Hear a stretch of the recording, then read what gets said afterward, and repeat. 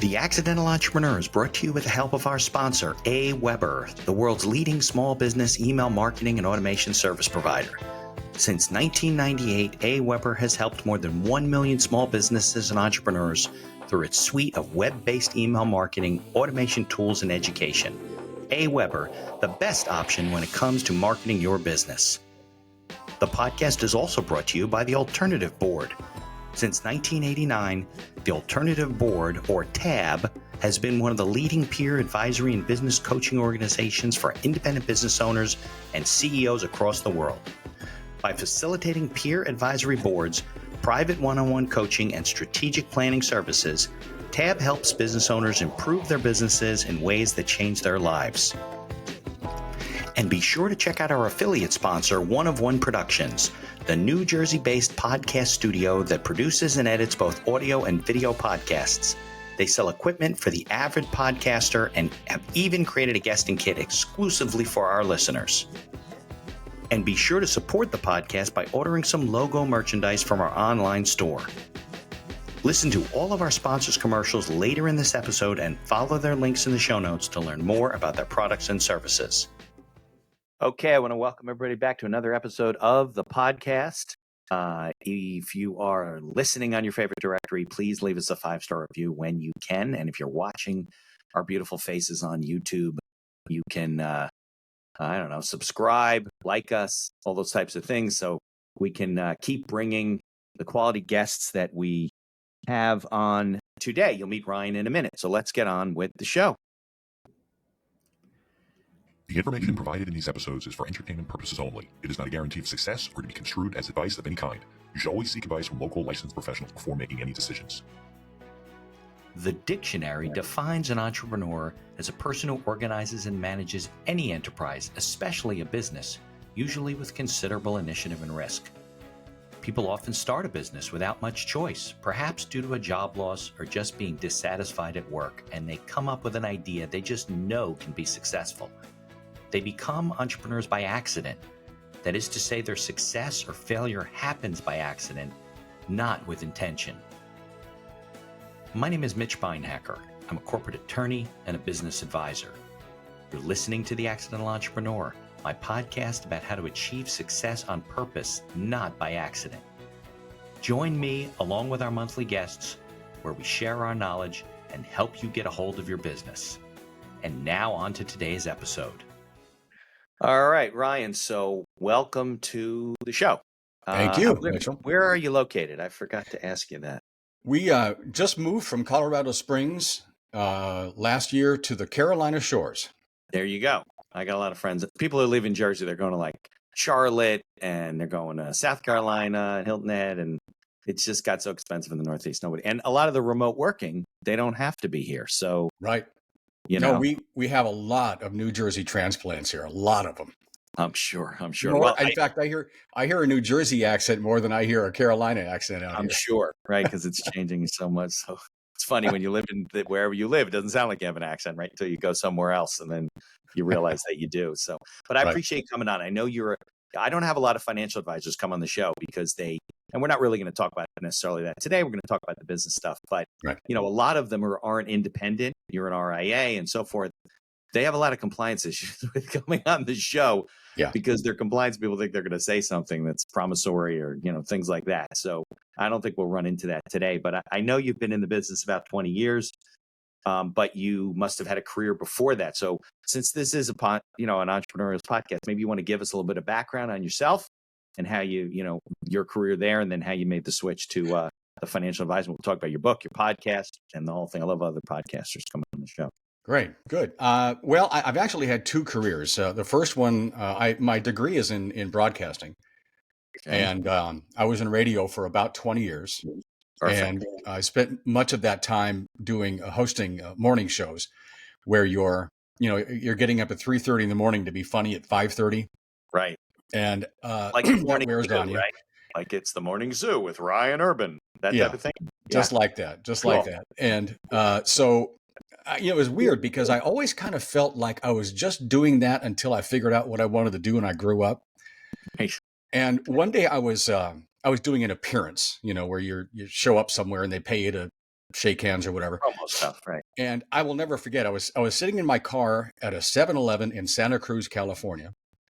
And I was thinking to myself, this is not what I want to do. What would really excite me? Right. And I already knew the answer, and that was finance, because I like to invest and, et cetera. And I thought to myself, man, I'm going to have to do testing and get this credential and that credential. Right, And I thought, well, the time's going to go by anyway. So do it, and everything changed. Long story short, I became a financial advisor. I did that for about 20 years. And then one day last year in July, out of the blue, the phone rang. And, we talk about exit planning for businesses. Sure. Well, Right. the phone rang out of nowhere, and it was a competitor, a group who wanted to merge. Okay. And I said, I'm not really interested, but I'm actually probably closer to retiring. And they said, oh, well, that could work too. So Okay. October 31st, we closed, and the numbers look great. And So we it's a moved out year here coming up next week or the week after. That's exactly, yeah. In fact, so is my contract, because the part of the buyout was that I would work, I would be available to them for a year.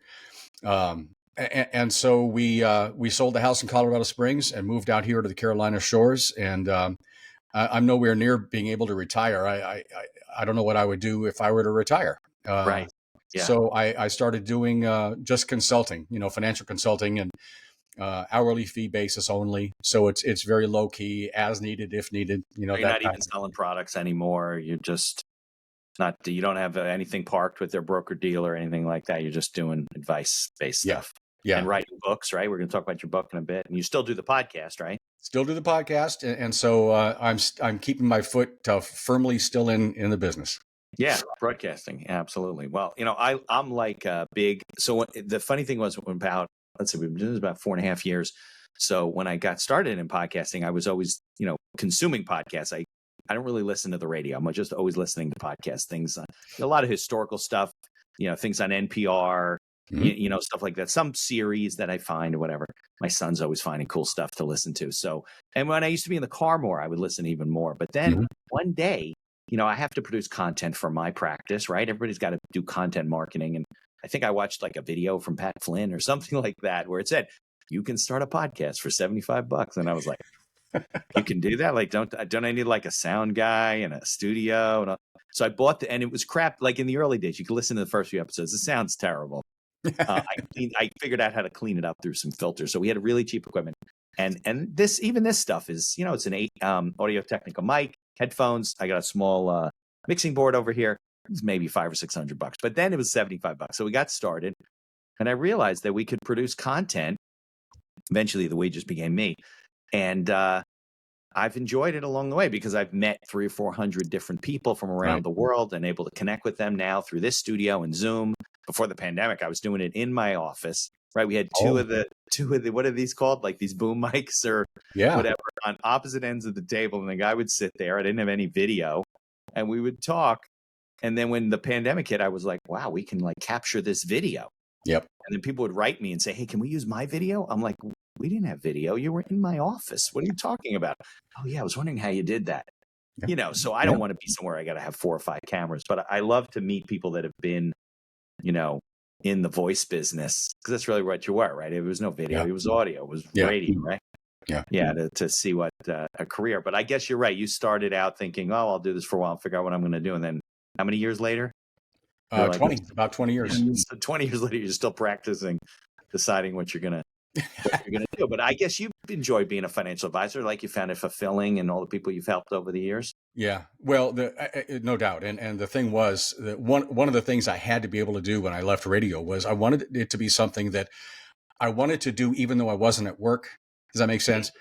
And I'm addicted to doing financial research and checking stocks and funds and everything else. And so why completely leave it? It's fun. And I it's weird to say it's fun, and I've become a real geek because of it, but I love it. Well, I don't think you can really be that effective for your clients if you're not a student of the business, Yeah. I mean, there are people I know, unfortunately, they're just selling stuff and they're with one of the big wirehouses and they're getting pushed to do this or that. But Yeah. if you really want to be a quality guy over time and bring value to people that you meet along the way, you got to be just like in law. You have to be a student of what you do because they're relying on you for, to be their personal analyst, to give them, advice, knowing that you're not guaranteeing anything, but, to hopefully you have some intelligence in your head and you know what you're looking at, understand the markets and things like that. Well, in basketball, they call it being a gym rat. In other words, you're just Moving out. constantly in it, Right. And it's you either are or you aren't. I don't know if that's something you can fake, Yeah. I know we're getting a little bit off the track, but any thoughts about like where we are economically? You read a lot about, we're in a really weird economic time where the markets are like responding backwards and the real estate market's going up, but interest rates are rising and it's just crazy. You have any thoughts about that? As I look at where we are right now, I'm almost, I don't know if you've heard anyone else say this. I think we're almost at a point now after 15 years after the meltdown of being back to close to normal. Yeah. And in other words, if you look at for example, a 10-year bond, right when the crash hit in 2008, it's right about where it is now. Yeah. You could get a money market fund for 5% back then. So it's actually possible that once we get through this weirdness, we took a real shock to the system. And I don't think a lot of people fully understood that. We just about didn't survive September 2008. Right. But crazy. Interest rates are okay where they are right now. And it wouldn't be bad if we stuck here for a while. Yeah, historically. The weird thing is that you're really waiting for the real estate market to deflate and there's no supply. So it's just economics. I don't care how what the interest rates are. It keeps people from selling their house because they're like, well, where am I going to go? And then building is way down, now, at least in our area. You see, we used to have builders popping houses up all over the place. You don't really see as much as you used to. So I don't know. Just like in 2008, something's going to crack and there'll be another adjustment. So, all right. So let's get into, because I have to confess that, and shameless plug, I'm also an author. My book is a 10 Ways book. So my book is called, I think I might have it here. It's called 10 Ways to, let me see. Do I have the book cover? No, I can't. I don't see it. Okay. My book is called 10 Ways to, 10 Ways to Get Sued by Anyone and Everyone. Small business owner guide to staying out of court, to doing the things, following a business plan, doing things in writing, make sure things are tied up with your partner. Don't, be careful with your employees, make sure you have proper insurance. I interviewed a lot of attorneys for the book. It's only like 120 pages or whatever. But I like your book. Your book is 7 things. Well, the book is called The Business Owner's Guide to Money, but I've been doing the 7 biggest mistakes business owners make.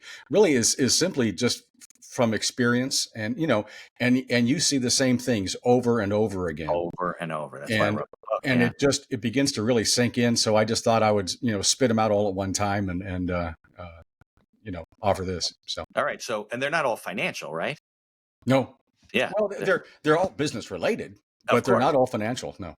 Right. Well, I think there's a little bit of a gap when it comes to financial planning in the world, right? Most financial planners are doing personal financial planning for individuals, families, and things like that. They're not really doing business financial planning, and it's a different world. It's more,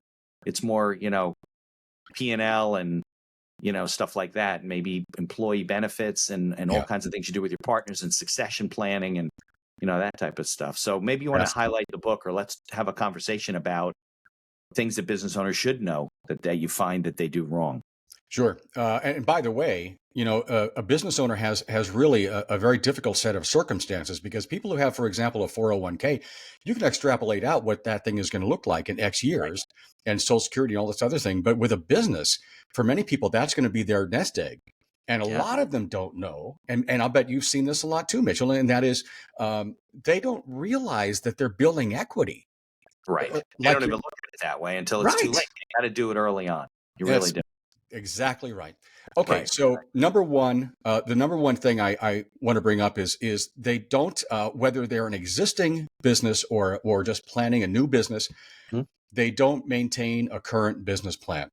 Yeah. And here's the issue with that. A business plan, for the most part, it's nice and pretty. It has cool graphs and numbers and all this. Right. But the issue with a business plan, and by the way, full disclosure, I don't write business plans. So this is not a commercial for what I do. Yeah, I don't either. Okay. It's a big part of my book too, by the way. So yeah. Oh, good. Well, Yeah. and it's my opinion that a business owner has to write it himself. And the reason for this is once it's written, it has value, but it's the writing of the plan that has the value. Correct. And why is that? Well, you have to look at your industry. You have to look at your competition. You have to look at your cost. You have to look at marketing. You have to look at all these different things, and it forces you to look at it. And I'll tell you, if you have not yet started the business and you write this business plan, you may find it ain't going to work. Right. And I would rather have you, Right. I would much rather have you discover Yeah. that before you've maxed out your credit cards. Yeah. All right. And if you're an ongoing business, well, then it's good to refresh. You still have to know what your competition is doing. Yeah. Marketing changes. Good ideas are not necessarily good businesses.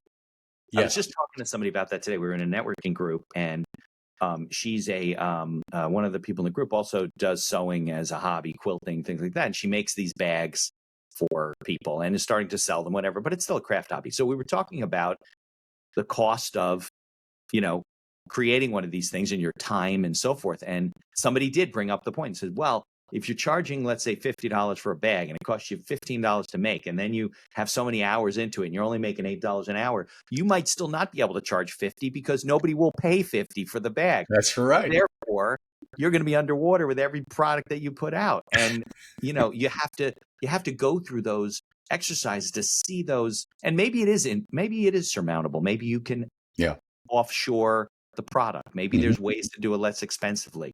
But like you said, right, those are very expensive lessons that people learn when it comes to that kind of stuff. And I always feel that there's like four major, business plans are like 8 to 10 to 12 sections usually. If you look at, I usually look at like there's four major categories. If you can deal with the four first to start, at least we're on the road, right? There's like your product or service. There's your people, because it might not just be you. There may be things that you shouldn't be doing. There's definitely the marketplace, marketing, competition, how you're going to market, all that kind of stuff. And then obviously the financials. What is your actual cost of doing business? Not just your cost of goods sold. There's more than that, right? Now you get involved with this, you got to have warranties, and you need an attorney, and you got to get insurance. And you don't think about this kind of stuff. But Ryan, I can't tell you how many business owners call me and say, Mitch, I need your help. Remember that business that I opened 4 months ago? Yeah, we need to shut it down. Didn't you just like sign a lease for 5 years? So I got to negotiate them out of the lease. I got to negotiate them out of maybe equipment leases, whatever, to clean up and mitigate their losses. Yep. And my first question is always, well, can I see a copy of your business plan? And it's like crickets. Yeah. They're like, oh no, business plan. Like what? So so that's So I'll let you comment on that. Well, I'm always begging people to learn Microsoft Excel because you have to run the numbers, and if you don't, you have to do the research to run the numbers. You have to find out what these costs are. You just listed off 6, 7, 8 different costs, and that was off the top of your head. And, so that absolutely has to be done. And again, it can be done even if you're an ongoing concern, because things change, situations change. And you need to know exactly if you're, what was a good example? I had a woman on my podcast. She has a commercial cleaning company, right? Very successful. She knows exactly how many more customers she brings on before she hires a new crew. Yeah. Because she knows how much the crew costs and how many jobs they can take on and so forth. And the people that really know their numbers, they're the ones that really can deal with, because life's not a straight line, right? Nothing happens that way. That's not the way financial planning works. Yeah. And you got to deal with those. So if you know your numbers, as soon as they change, you can say, well, I know this costs me this. We can adjust this. We can do that. And people just don't. They're accidental entrepreneurs. That's the problem. Please do that. Number 2 is actually related to that. And that is they don't build out their business owner's skill set. Mm-hmm. Now, what I mean here is you may be the world's best plumber or florist or chiropractor. that does not mean you're going to be No. good at being a business owner. Right. And so business owning means things like having communication skills, detail skills, numbers skills, creative. You have to be curious. If you're going to be a good business owner, you have to have your temperament in check. You have Leadership. to be, you have to be able to speak bookkeeping a little bit. Yeah. And so therefore when I say build out, that doesn't necessarily mean go to school, but it does mean to be able to plug into services and processes Yeah. that you can farm out. Yeah. Okay. So kind of keep that in the back of your mind too, as you're putting this together, that where are my weak points? It's okay if you have them. We all do. Right. But if they're important to the business, you better have a plan. Yeah. Well, just because you get out of dental school or you come out of chiropractic school or another profession doesn't mean that you're equipped to start your own practice. Right. But you can be. It's just that don't kid yourself to think that you are when you haven't gotten any training for it. Yeah. Yeah. Don't teach you that stuff, Number 3 is they don't lean on their business reports. And this is things like your balance sheet and your cash flow statement and your income statement. Now, this is similar to the business plan, Mitchell, in that a lot of people will print this thing out, they'll glance at it, and where does it go, in the drawer or whatever? No. What you need to do is, if you're printing these out once a week or once a month or once a quarter, to me, when I look at one of these, and I'll bet to you too, when I look at an income statement, I see a bunch of questions. How am I optimizing every line item on this sheet? Or am I? Right. And that gives you an opportunity. What are my costs like? What can I do about that? What's my insurance cost right now? What's this? What's that? And so every time you print this out, it's an opportunity. And if you have a key person, and we're going to talk about that, but if you have a key person with whom you can discuss this, that's when you sit down and say, are we optimizing all these numbers? Right. Yeah. I think when you do a P&L, things always jump out where you're like, what is that figure? How come that's so high? And sometimes things are miscategorized. Sometimes they're just like, well, why did it cost us that much to do this? Is there a better way to do it? But if you stick your head in the sand, you don't look at your numbers. I don't know what your thoughts are about it, but I think people are afraid sometimes psychologically to look at their numbers. They think, well, the revenue won't be high enough. The expenses are going to be too bad. I don't know what the hell I'm doing. It's going to be a mess. Yeah. They shy away from it, which doesn't help them, obviously. Well, it's the same reason that I have so much trouble getting people to do a budget, because they just don't want to see it. And I get it, but you're hurting yourself. You're hamstringing yourself if you don't do it. Right. Okay. We've touched on number 4, and I want to flesh this out. Mm-hmm. They don't build around an exit plan. And here's what I mean by that. It struck me one day. we look at 12 things, to make sure that you're exiting your business properly. It occurred to me one day that the things the steps you can take to make your business more valuable to sell one day helps you today. Always.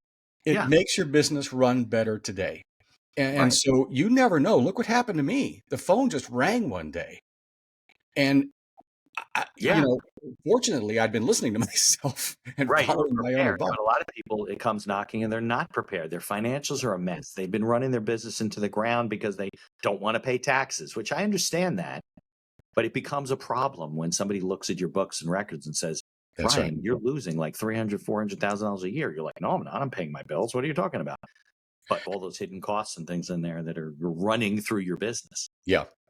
And, we have to remember that as we discussed, people don't realize they're building equity in this thing. And then they another mistake that they make within that is that they automatically think that one day they're going to put their business up for sale and someone's going to come along and write a check and they're out. That ain't how it works. No. You're going to, look with I'll tell you, when I sold my company, the deal was, and I got lucky. I mean, everything just really worked out, but we had 2 parts to it. They paid me, we had a figure, a bottom line figure. They paid me 90% of that figure. Then there was a stipulation that said, I will get that remaining 10% in 6 months if we don't lose too many of my clients. Right. It's a retention-based holdback. Sure. Exactly right. And so that motivated me to sure as hell did, by the way, Right. to maintain contact, help them with the clients, everything else. And so you're going to have different ways of getting out of this. And by the way, you have to think about, well, who might buy this business? Is it going to be my employees? Will it be an outside person? Is it going to go to a family? Then you have to start thinking about the tax ramifications, the exposure to legal issues, like I'm sure you've seen a few thousand times. Yeah. So selling your business just ain't writing a check and walking out the door. It's very complicated. And other professionals in your business who don't have necessarily transferable books, like my father was in the life insurance business for a long time.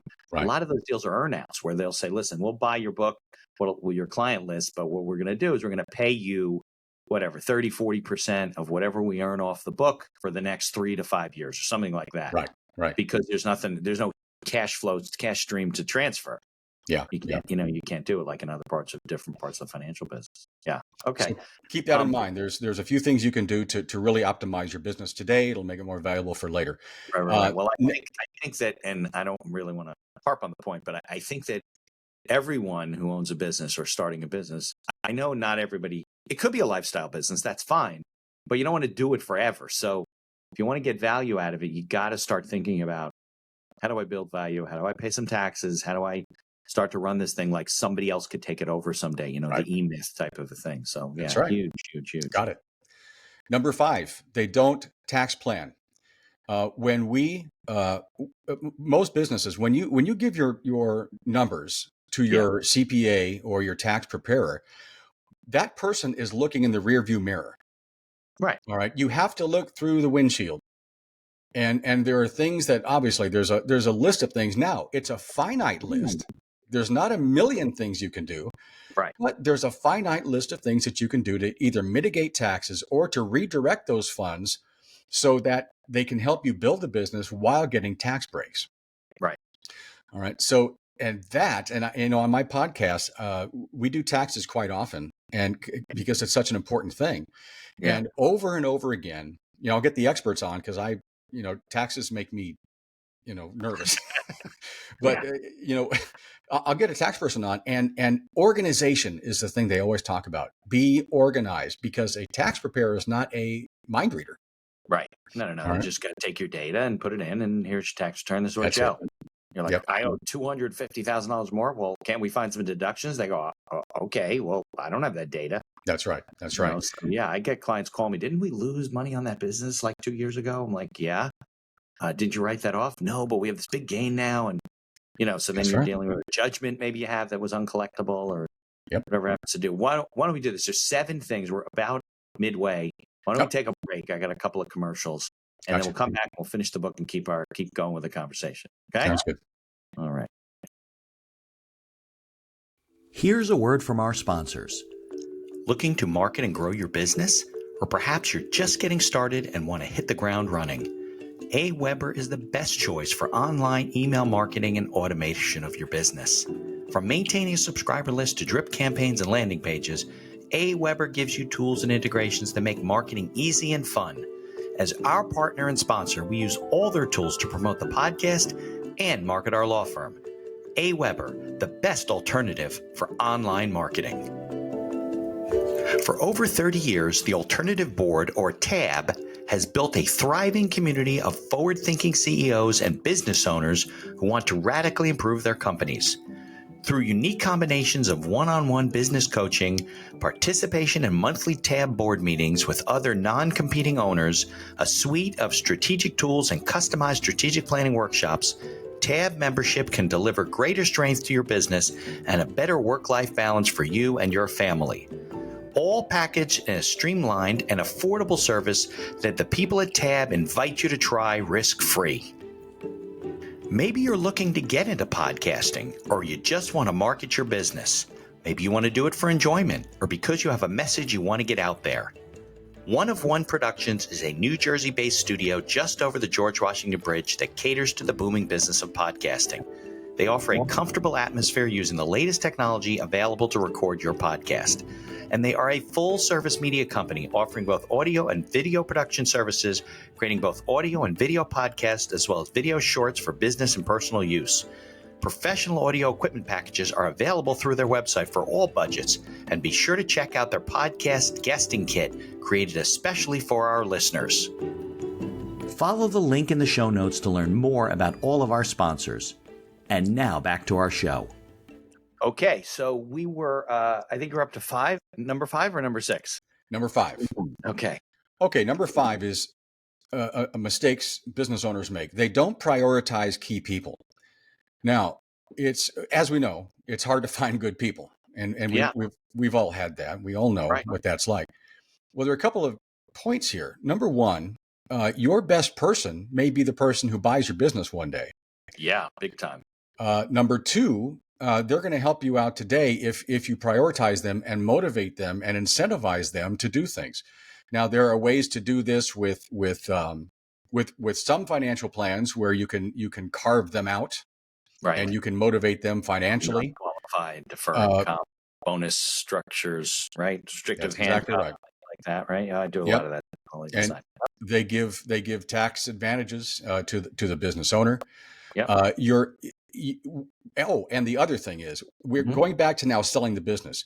Mm-hmm. When someone comes in to buy your business, one of the things they're going to look at is the and this is one of the 12 we talk about, is the owner the MVP. And what I mean by that is the owner too important to the business? Right. Or do you have a key person or a key group who could run this business if you didn't have to? Well, a buyer of your business is going to want to see that, but also it makes your business run better today if you have people to whom you can give important stuff. Right. Could you go away for a month and the business could take care of itself? That's 2 right. weeks, maybe most businesses can survive. A month is a lot. Yeah. I also find that with key people, sometimes there's businesses that are too reliant on like one key person. Like literally, they're like, well, if this person dies, we don't know the codes to anything. Yeah. And sometimes you need to, and I've seen other business owners do this where they took their key person. They said, listen, we're paying you for the next 2 weeks you get off vacation. Don't call. Don't get involved in anything. We're going to see how we do without you. Like you got some time. Tell everybody like you're going away or whatever. You're not losing your job. And they actually became more important to the business. They became the president or whatever. And they worked out all the glitches, like if, why this person was handling everything and they shouldn't have been and so forth. They were overworked anyway. But sometimes you don't realize how much you rely on one person. And then next thing you know, you're hostage to them. Yeah. So, well, I don't need to pay you for this business. I know how to run. I can start my own. Exactly right. Exactly right. Yeah. So how do you incentivize them? Well, there are ways to do that. And in some ways, it's just interpersonal stuff too. But prioritize your key people. And then finally, number 7, and this is related to something we discussed earlier. Mm-hmm. They don't prioritize communication. I'm not talking about communication with clients or prospects or vendors. I'm talking about intercompany communication. Okay.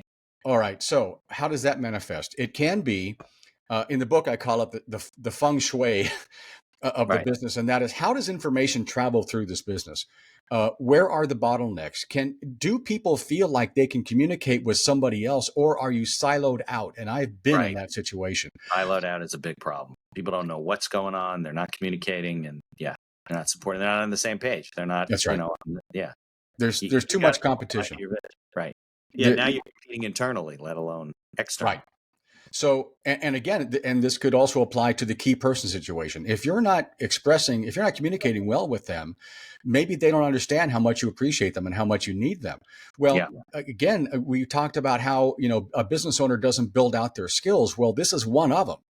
Right. And this is something I believe can be learned. And in the podcast, my podcast, I had a guy on, we talked about communication, and he pointed out how simple it is. Just a little sentence here and there.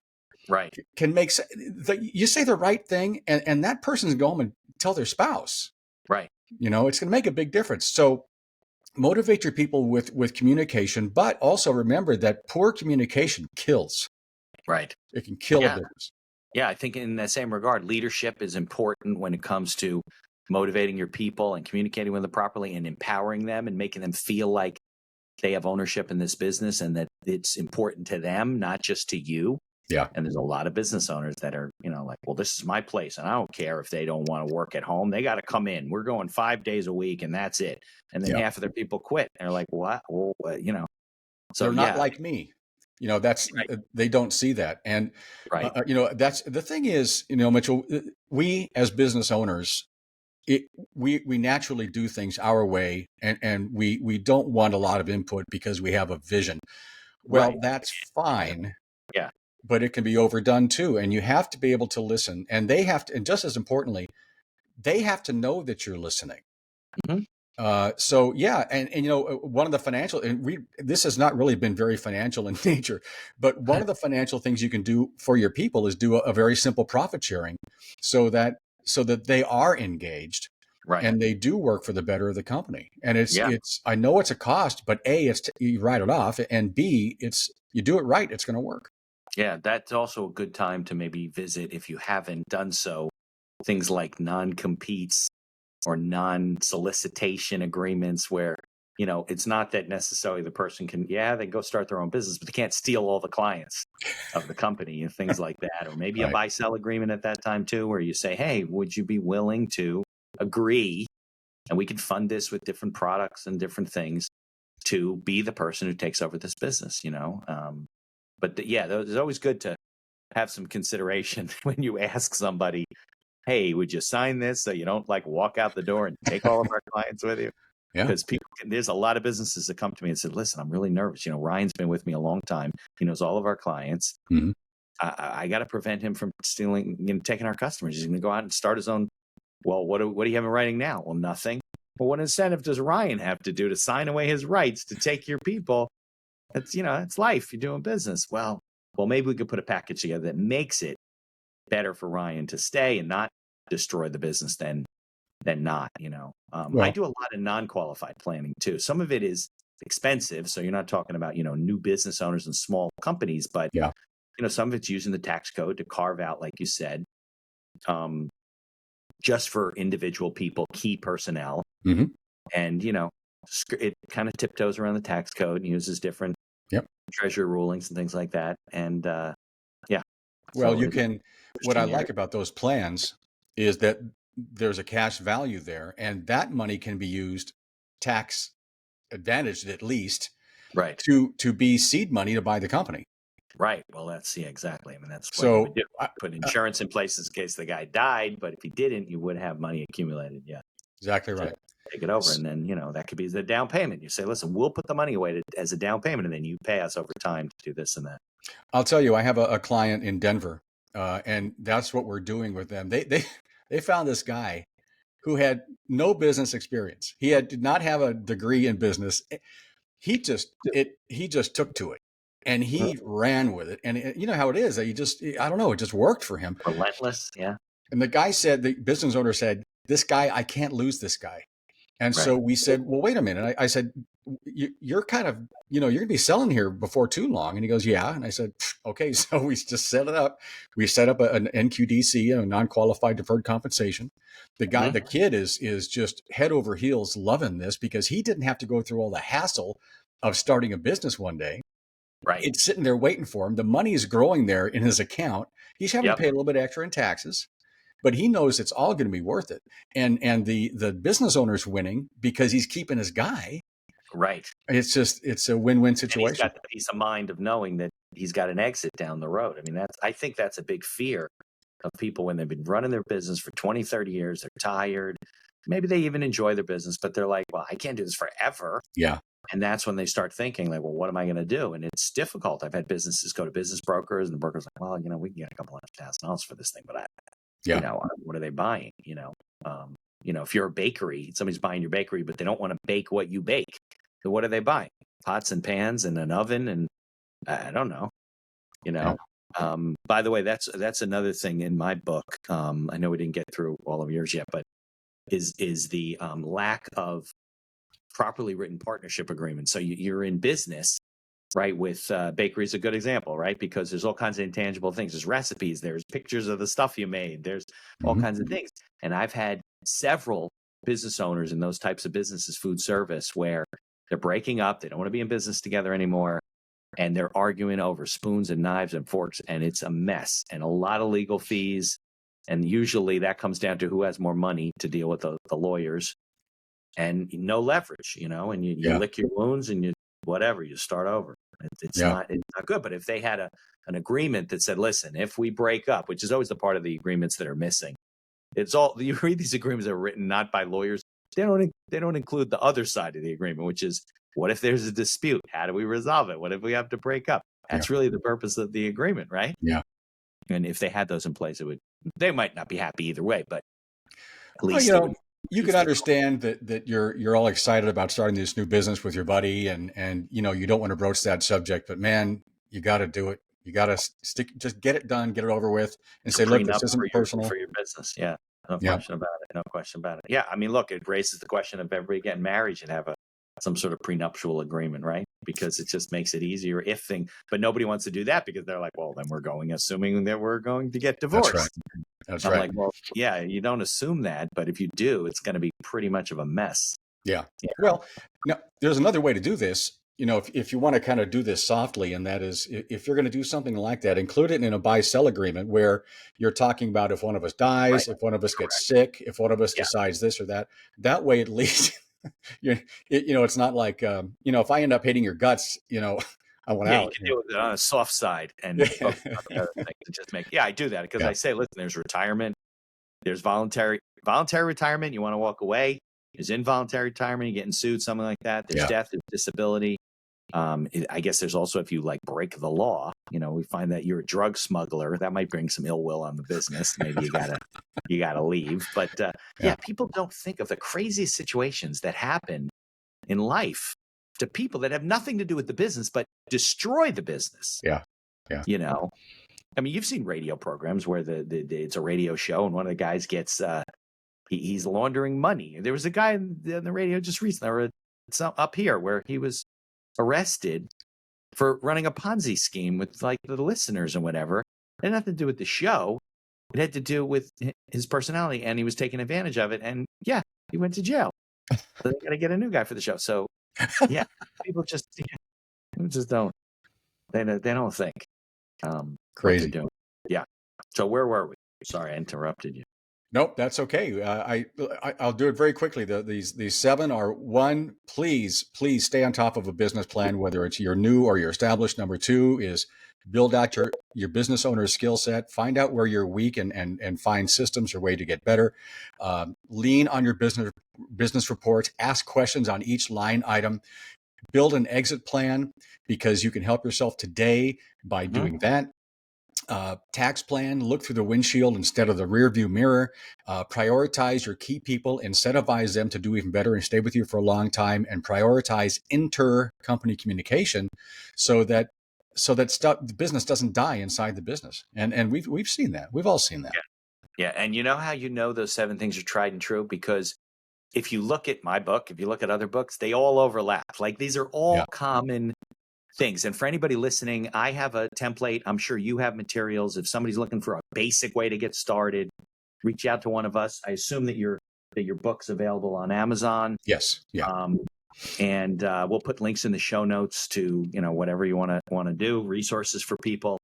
But it would really improve the chances of success, which is one of the goals of the podcast, no question about it.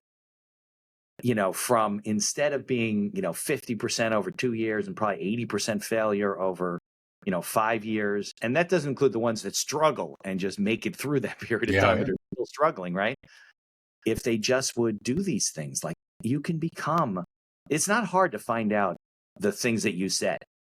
They can look it up. They'll find your book. They'll find mine. They'll find other resources. It's not difficult, but the difficult is, I think, you give me your opinion. You got right brain, we got left brain. The entrepreneurs love the right brain stuff, right? They love the creative stuff, making your product, doing the marketing, putting together a brochure, getting a website. We're all excited. They stay away from the left brain stuff, and that's where all the traps are. That's where the flags raise up and go, holy shit, we can't charge enough for this product to make any money. Well, maybe we could package it with something else. Maybe we could do it off overseas. I've had companies buy things like, let's say, e-commerce sites. They're doing some sort of a drop ship type of a thing, and they're selling something. They get a sample, it looks great. They later find out that the guy in China, the company in China, substituted the product, and he's sending some crap out to people. And I had a guy doing shoes. They were leather shoes of some sort, and I was just talking to them the other day. I discovered the shoes were plastic. Like whatever they were sending wasn't the same thing as the item that they thought they were buying. Whew. And Jeez. they lost money. I guess I'm not shocked, well, and I would add to that, but you don't have any control. Right. There, those two things that you said, the left brain and the right brain, that is so critical. And then on top of that, there's one more thing, and that is the emotional aspect of momentum, where you've decided you want to start this business. And it's like, when you meet someone new and you find a way to kind of not see all the bad, all emotion, right? It clouds everything. Yeah. And you really need to be able to use your left brain and think critically, and say, look, this is a roadblock. This is a problem. I'm going to lose money every time I sell this, and I ain't going to make it up on volume. Yeah, that's like the biggest myth in business. If you're losing money on one product, you can't make it up in volume. I mean, there are situations where if you're buying 10,000 units, it's going to be cheaper and you will. But that's the Amazon model, right? Let's lose money to.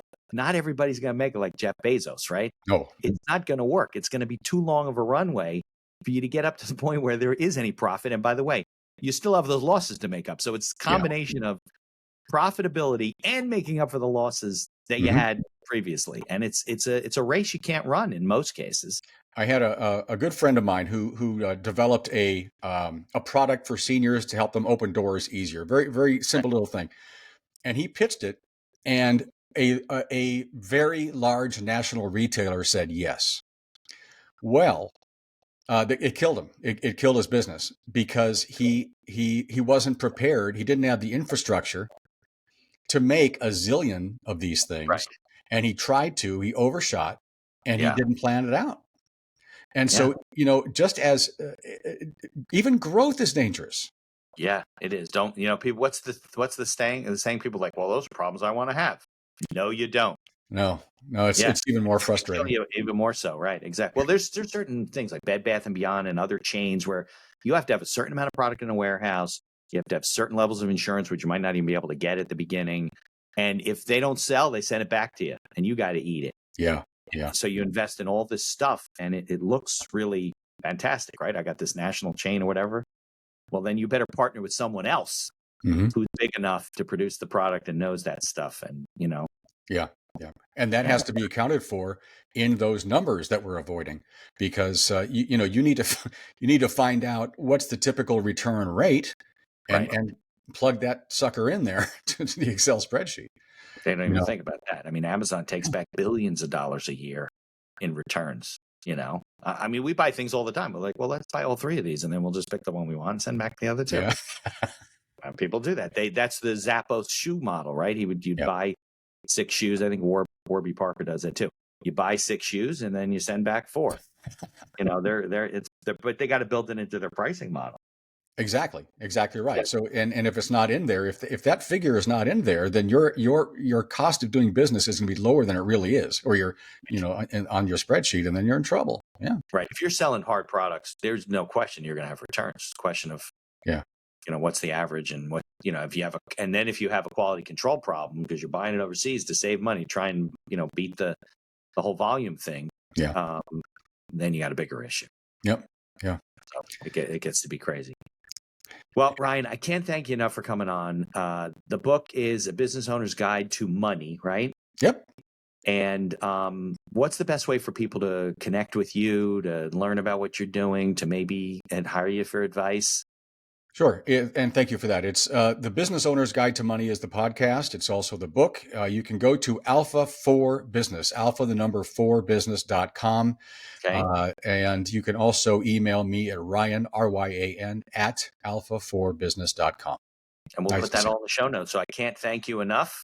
It's been great. For joining me today. Stick around. We'll go to credits, and then we'll talk a little bit after off the mic. Very good. Very good. Thank you for listening to this episode of The Accidental Entrepreneur. Opening and closing music written and performed by Howie Moskovich and made to order music. For information about Howie and his music services, please follow the link in our show notes. If you like the podcast, please tell others about us.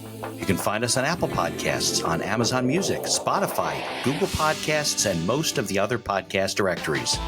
If you like what you hear, please leave us a 5-star review and feel free to share our episodes on social media. If you have any questions or comments, ideas for the show, or you'd even like to appear as a guest, reach out to us by email at info@beinackerlaw.com. The Accidental Entrepreneur is hosted by Mitch Beinacker and produced by Beinacker Law. If you'd like to learn more about our business and legal services, you can find us on social media or visit our website at beinackerlaw.com. Thanks for listening, and be sure to subscribe to our feed to be notified of all future episodes.